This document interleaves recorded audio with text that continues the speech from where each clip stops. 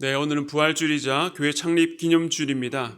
작년 부활주일에 첫 예배를 드렸는데 매 부활절마다 교회를 시작해 하신 그 주님의 부활을 기억하고 또 감사하는 저희 교회 창립 기념주일은 참 특별한 날입니다. 우리 좌우에 한 번 더 인사하실까요? 이 특별한 날에 잘 오셨습니다. 네, 우리 다시 한 번 더 인사할 때에 우리는 부활의 증인입니다. 우리는 부활의 증인입니다. 네. 지난 수목금 저녁 집회 가운데에 하나님께서 특별한 은혜를 우리에게 주셨습니다. 세 번의 시간을 통해서 구약의 야곱과 엘리야 그리고 신약의 베드로를 보았습니다. 우리는 각 말씀에서 실패한 자들의 모습을 봅니다. 지혜가 실패했던 야곱은 홀로 남겨졌습니다.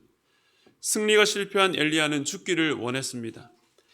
그리고 결단이 실패한 베드로는 밖으로 나가 심히 통곡했습니다. 이처럼 우리 인생에서 우리 역시 홀로 남겨지고 때로 살아갈 의미를 잃은 채 죽기를 원할 때도 있고 자기 자신에게 실망하여 심히 통곡하는 자리에 서기도 합니다. 그러나 그때에도 우리 하나님은 우리에게 다가오셔서 우리를 일으키시고 회복해 하십니다. 어떻게 그것이 가능하냐고요? 여러분 설교가 올려져 있습니다. 안 들으셨던 분들은 들어보시기 바랍니다. 이제 이번 시리즈의 마지막 인물인 우리 사도 바울이 사울이었을 때를 함께 보겠습니다. 사도 바울의 회심 이야기는 사도행전에서 9장, 22장, 26장 3번 등장합니다. 특별히 9장은 사울이 실제로 부활하신 주님을 만난 사건을 서술하고 있고 22장은 바울이 자기의 동족 유대인들에게 또 26장에서는 아그리빠 왕과 로마 총독 베스도에게 자기의 삶을 간증하는 형식으로 기독교를 변증하고 그리스도를 증언합니다. 오늘은 바울의 회심 이야기를 그의 실패라는 관점으로 살펴보고 은혜 나누기를 원합니다. 바울이 부활하신 주님을 만나기 이전의 삶을 회상하면서 이렇게 말합니다. 사도행전 22장 3절 하반절인데요. 우리 함께 읽겠습니다. 시작.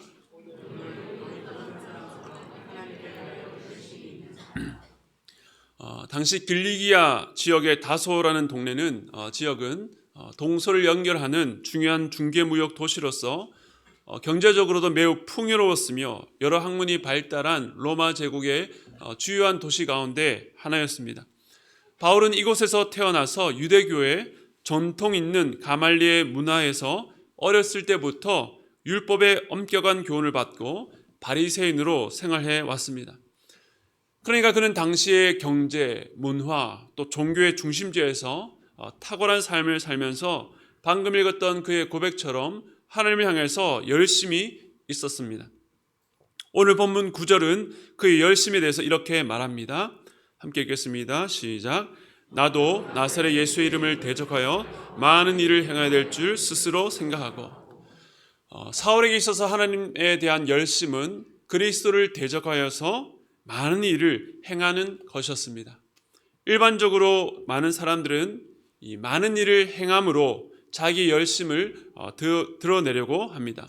사도행전 26장 10절 하반절부터 12절까지는 그가 행했던 그 많은 일이 무엇인지를 이렇게 정리하고 있습니다. 많은 성도를 옥에 가두며 또 죽일 때에 내가 찬성 투표를 하였고 또 모든 회당에서 여러 번 형벌하여 강제로 못 오가는 말을 하게 하고 그들에 대하여 심히 격분하여 외국 성에까지 가서 박해하였고 그 일로 대제사장의 권한과 위임을 받고 다메섹으로 갔나이다. 우리가 잘 아는 것처럼 사도행전 7장에서 그는 스데반 집사를 죽일 때에 가장 선두에 섰습니다. 뿐만 아니라 그는 여러 성도들을 옥에 가두고 여러 회당 심지어는 외국까지 원정을 가서 박해했고 그들을 협박해서 그리스도에 대한 신앙을 어떻게 해서든 내려놓도록 버리도록 그렇게 했습니다. 그런데 주님은 이런 사울과 같은 사람들의 열심과 행위에 대해서 다음과 같이 말씀하셨습니다. 요한복음 16장 2절입니다. 함께 읽겠습니다. 시작.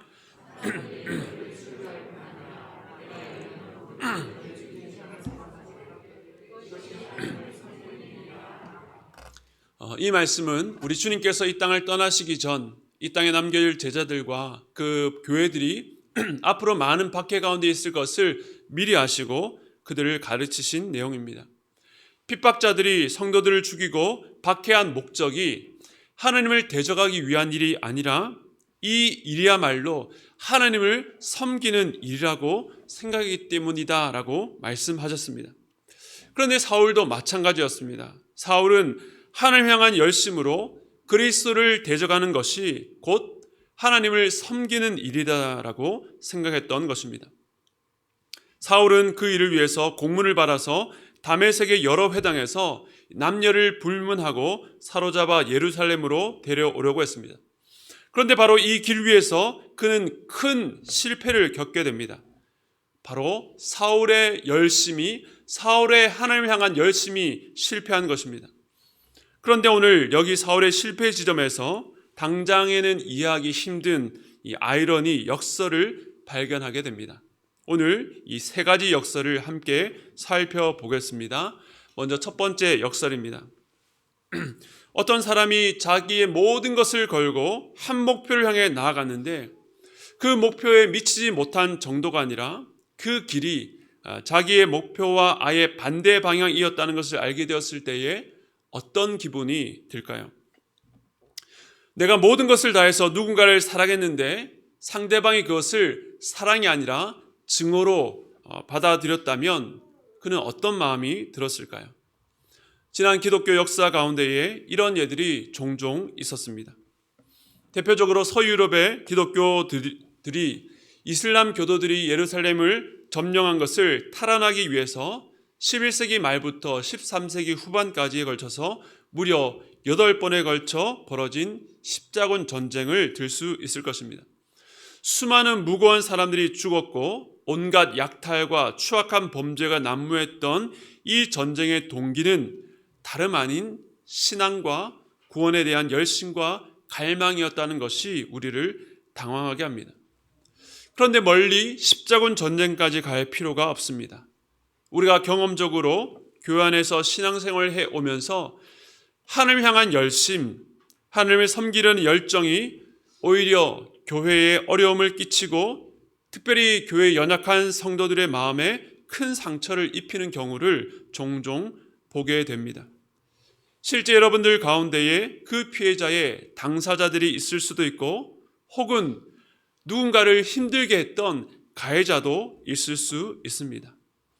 교회 안에 분쟁이 일어나서 편이 갈려 싸우고 깨지게 되었는데 양편의 이야기를 다 각자 들어보면 모두가 한결같이 교회를 사랑하고 하나님 향한 열심 때문이었다라고 말합니다. 그런데 오늘 사울의 실패는 우리가 하나님 향한 열심과 열정으로 하나님을 섬긴다라고 하는 순수한 마음으로 행한 일이 오히려 하나님을 대적하고 공동체를 무너뜨리는 일이 될 수도 있다는 것을 보여줍니다. 왜 이런 일이 일어나는 것일까요? 예수님은 그 이유에 대해서 다음과 같이 말합니다. 우리가 좀 전에 읽었던 요한복음 16장 2절 다음 구절인 3절입니다. 함께 읽겠습니다. 시작. 아버지와 나를 알지 못함이라.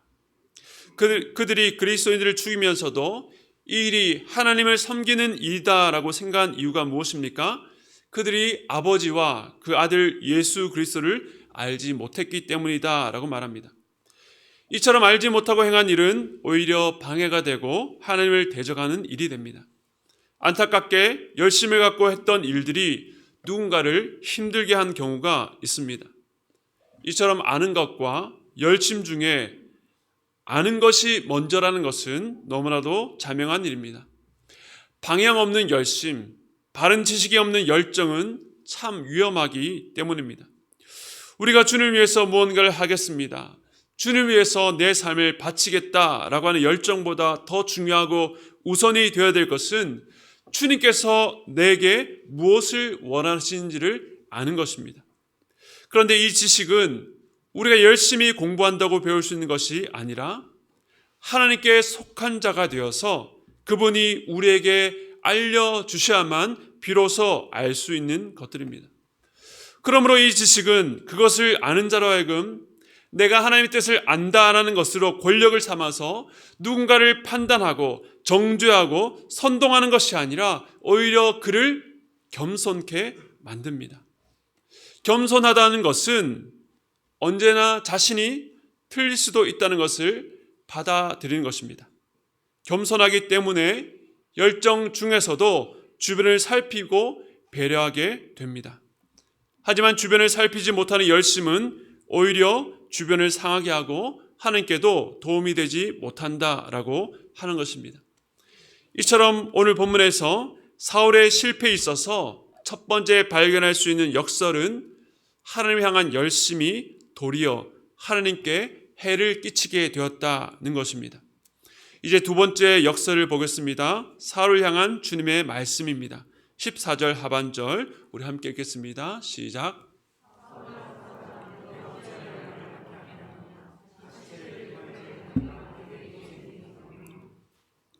사울이 교회를 박해하던 일은 예수님을 박해하는 일이었습니다. 사울은 많은 사람을 핍박하고 옥에 가두고 매를 때리고 죽여서 당시 초대교회에 큰 해를 가했던 인물입니다.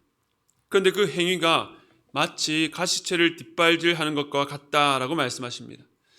여기서 가시채란 이 뾰족한 쇠나 동물의 날카로운 뼈조각들이 박힌 채찍이나 막대기를 의미하는데, 당시에 밭을 가는 소가 말을 듣지 않을 때에 이 가시채를 사용했다고 합니다. 그런데 소가 통증을 느끼게 되면 그 주인의 말을 들어야 되는데 오히려 성질을 내고 반항하고 뒷발질을 합니다. 그렇게 뒷발질을 해서 가시채에 부딪히면 상처를 입는 쪽은 농부나 가시채가 아니라 바로 소의 뒷발입니다. 그런데 지금 사울의 상황이 어떻다는 것입니까? 이와 같다는 것입니다. 그는 교회를 무너뜨릴 마음으로 교회에 큰 해를 입히고 있습니다. 그런데 주님의 눈에 볼 때에는 실제 피해를 입는 쪽은 교회가 아니라 교회를 핍박하고 있는 사울이라고 말씀합니다. 여기서 우린 두 번째 역설, 아이러니를 발견하게 됩니다. 사울이 교회를 박해하는 일이 교회에 해가 되는 것이 아니라 사울 자신에게 큰 해를 끼치는 일이라는 것입니다. 이 땅의 상식으로는 도저히 납득할 수 없지만 우주와 역사의 참 주인이시오 복의 근원 되신 주님을 핍박하고 밀어내는 일이 한 인생의 영혼에 얼마나 큰 해를 끼치는지를 말씀하고 있는 것입니다. 우리는 육신의 눈 너머에 영적인 세계의 실상을 보는 눈을 가져야 됩니다. 그저 겉모습, 외적인 모습에 주목하느라 우리는 그 내면의 영적인 면을 간과하고 보지 못할 때가 참으로 많습니다. 제가 질문을 하나 하겠습니다. 두 부류의 사람이 있습니다. 첫 번째는 예수를 모르는데 외적으로도 극심한 가난 속에서 온갖 질병에 걸려 비참하게 사는 사람들이고, 두 번째는 예수는 모르지만 외적으로는 화려한 삶을 사는 사람들입니다. 세상에서 권력과 많은 부를 얻었고 자녀들도 많은데 그 자녀들이 하나같이 좋은 대학 가서 좋은 직장을 얻고 너무너무 잘 사는 것입니다. 이 두 부류 중에 누가 더 불행할까요? 단순하게 생각하면 인간적인 연민으로 이 첫 번째 부류가 더 비참하고 불행해 보이지만 사실 진짜 비참한 것은 이 두 번째 부류라고 생각합니다. 왜냐하면 적어도 이 첫 번째 부류에 속한 사람들은 물론 그 이유를 정확히는 모르겠지만 예수 없는 삶의 비참함과 절망을 간접적으로 체험하고 있기 때문입니다. 그런데 두 번째 부류는 외적인 화려함 때문에 자신의 영혼의 비참함을 전혀 인지하지 못하고 살다가 불현듯 찾아온 죽음을 맞이할 때에 급작스럽게 예수 없는 영혼의 비참함과 직면하게 되기 때문입니다. 우리는 외적 조건과 상관없이 예수 없는 인생의 비참함을 보는 영적인 눈이, 안목이 있어야 되는 것입니다. 한 가지 더 질문하겠습니다. 또 두 부류의 사람이 있습니다. 한쪽은 가족의 강요로 억지로 교회에 나와주는 명목상의 신자입니다. 또 한 부류는 분명히 주님을 만났던 경험도 있었고 과거에 신앙의 열정도 있었다라고 말하는 사람입니다. 그런데 그가 이렇게 과거형으로 말하는 이유는 지금은 그 주님보다 세상을 더 사랑해서 방황 중이었기 때문입니다. 그렇다면 여러분은 이 두 부류 중에서 누가 더 불쌍하다라고 생각하십니까? 아니, 그래도 두 번째 사람은 과거에 하나님을 진하게 만났던 경험이 있잖아 라고 위안 삼을지 모르겠습니다. 그러나 저는 후자가 더 불쌍하다라고 생각합니다. 왜 한 번도 주님의 은혜를 경험해 보지 못한 사람보다 주님의 은혜를 경험했지만 지금은 주님을 떠난 이가 더 불쌍합니까? 경험해 보지 못한 사람이 그렇게 사는 것은 당연합니다. 경험해 본 적이 없기 때문에 하나님을 알 수도 없고 하나님 안의 보화가 무엇인지를 모르기 때문입니다. 그러나 한번 경험했고 그 보물이 무엇인지 알았는데 그 보물보다 세상의 것이 더 좋아서 지금 하나님을 떠나 있다면 이보다 더 어리석고 불쌍한 삶이 어디 있겠습니까? 지금 그렇게 주님과 상관없이 살면서도 영혼의 갈증을 느끼지 못하고 이대로 살만하다라고 여기는 삶은 실제로 가시체를 뒷발질하는 것처럼 그의 영혼에 심각한 해가 되고 있다는 것입니다. 그것을 모르고 산다면 영적인 눈이 감겨져 어둠 속에 사는 불쌍한 인생입니다. 사랑하는 성도 여러분, 주님께 참 생명이 있고 우리가 살아야 될 이유가 있다면 그 어떤 것과도 바꾸지 마시기 바랍니다. 우리는 사울처럼 하늘 향한 자기 열심과 하늘 위하는 일이라는 명목하에서 실제로는 가시체로 뒷발질하는 것처럼 우리 영혼을 해하는 실패를 경험할 때가 참 많습니다. 우리 영혼의 상태를 진단하는 시야가 가려져 있기 때문입니다. 지금까지 사울의 실패에서 우린 두 가지 아이러니 역설을 보았습니다. 첫 번째는 하늘 향한 열심이 도리어 하나님께 해를 끼치게 되었다라는 것이었고, 두 번째는 그로 인한 가장 큰 피해를 입는 당사자는 교회도 하나님도 아니라 바로 사울 자신이었다는 것입니다. 그런데 이러한 아이러니를 역전시키는 마지막 아이러니가 있습니다. 앞서 세 번의 말씀에서 인간이 겪는 지혜의 실패, 승리의 실패, 결단의 실패 상황 속에서 찾아오셨던 주님은 사울에게도 찾아오셨습니다. 13절 말씀 함께 읽겠습니다. 시작.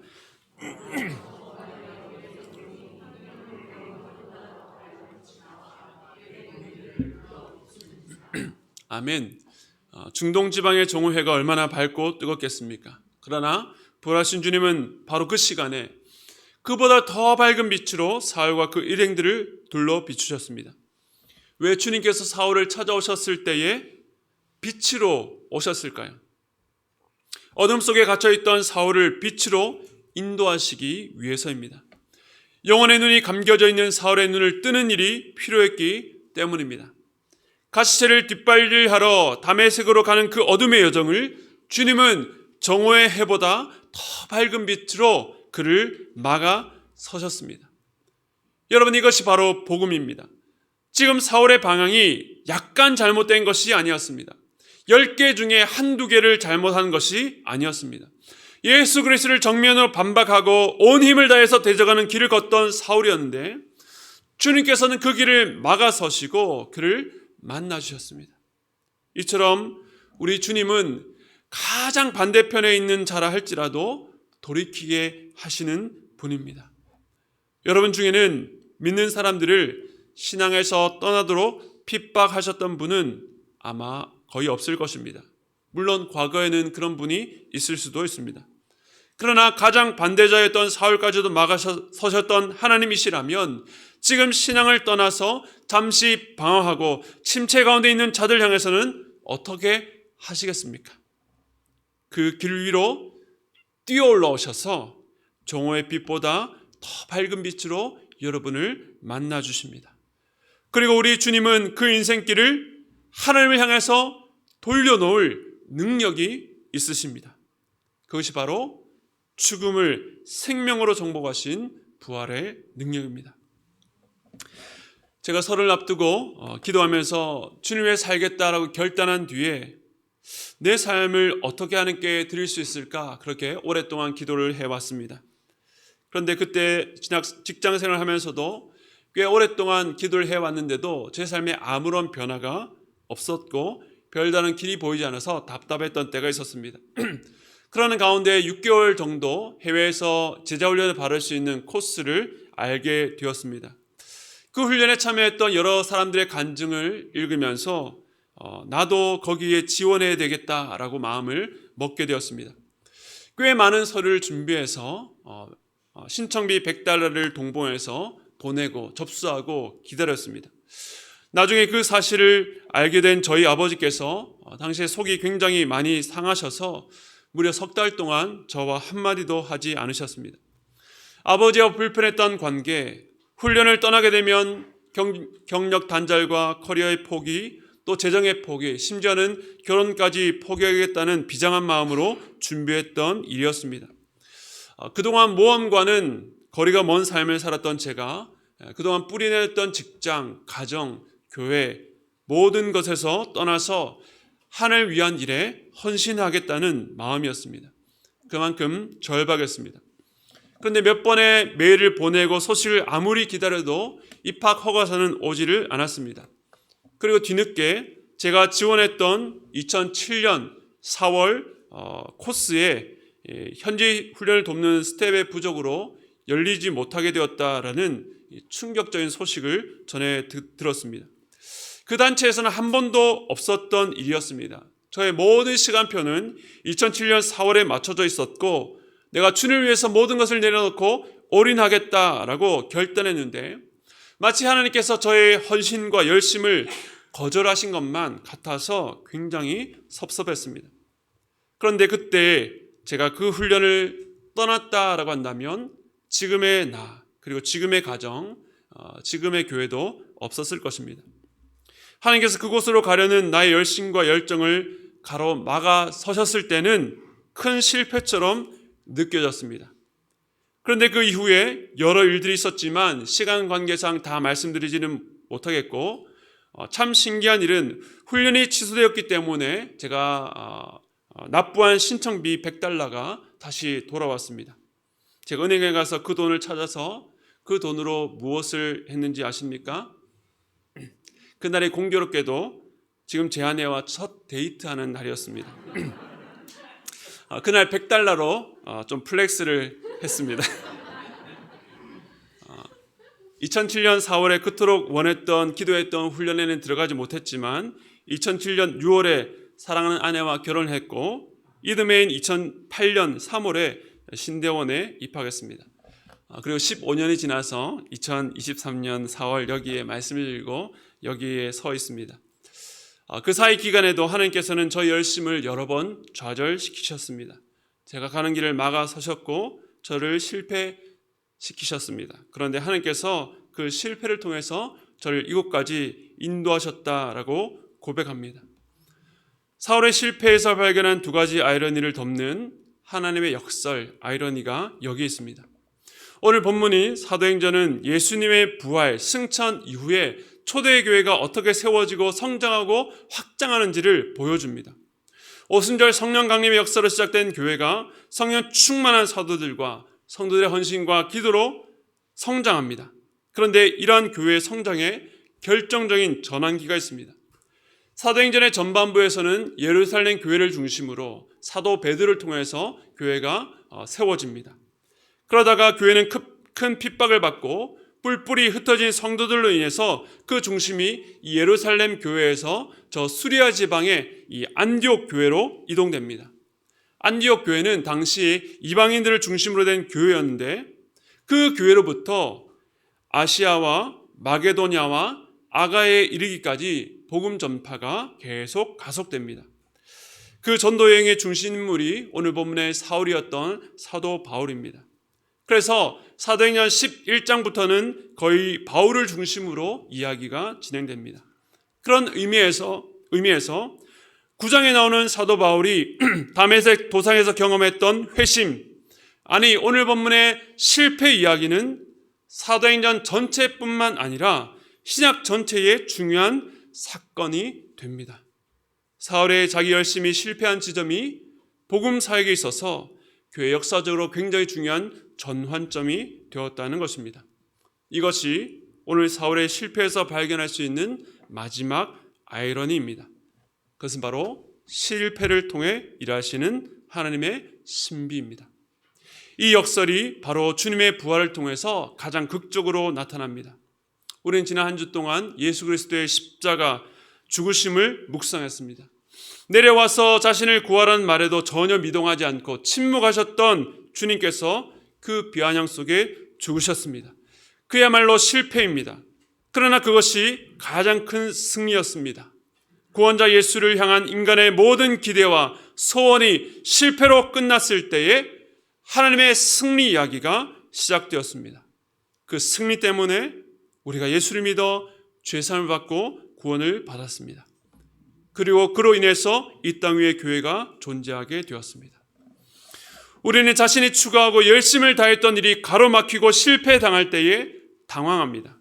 당시에는 그 길 이외에 다른 길이 보이지 않기 때문에 그 실패가 너무나도 큰 실망과 좌절로 다가옵니다. 그러나 바울이 만난 실패를 통해 교회의 역사가 대반전을 이루는 분기점이 된 것과 마찬가지로 제 인생에서 만난 그 실패가 제 계획과 생각과 기대가 가로막힌 그 길이 저를 여기까지 인도했습니다. 왜 하나님께서 제 삶에 그리고 우리의 삶에 그토록 처참한 실패를 겪게 하십니까? 그것은 바로 하나님을 향한 열심, 하나님을 섬기는 일이라고 하면서도 그 안에 우리 자신까지 속이고 들어간 불순물이 많기 때문입니다. 그런데 길이 막히고 나면 그 속에 숨어있던 나라고 하는 자아가 하나씩 드러나고 깎이게 됩니다. 내 안에 내가 다 죽어야, 내 생각과 내 의와 내 열심이 죽어야 비로소 하나님이 승리하고 하나님의 일이 드러난 줄로 믿습니다. 그렇기 때문에 내 계획이 꺾일 때에, 여러분의 계획이 꺾일 때에 나를 위한 더 좋은 길, 바른 길로 인도하시기 위해서 주께서 사울의 다메섹 행로에 뛰어드셨던 것처럼 내 길로 뛰어드셨구나. 이제 하나님께서 내가 전혀 생각지 못한 것으로 이끄시겠구나. 내 생각이 아니어서 더욱 기대됩니다. 라고 믿음으로 고백하시기 바랍니다. 저 역시 많이 꺾였지만 앞으로도 많이 꺾여야 될 것 같습니다. 그러나 내 일이 실패하는 곳에서 하나님의 놀라운 역사가 이루어질 줄로 믿습니다. 우리는 이미 많이 실패했고 앞으로 많은 실패를 만나게 될 것입니다. 그러나 그리스도 안에 있는 자들에게 실패가 우리를 무너뜨리지 않고 오히려 우리를 세우는 일이라는 것을 기억하시기 바랍니다. 그 실패 가운데 자기 연민에 빠지고 하나님을 원망하는 것이 아니라 그 실패 현장에 찾아오시는 주님을 만나 하나님 앞에서 이전보다 더 깊어지고 성숙해지는 하나님의 사람들 되시기를 축복합니다.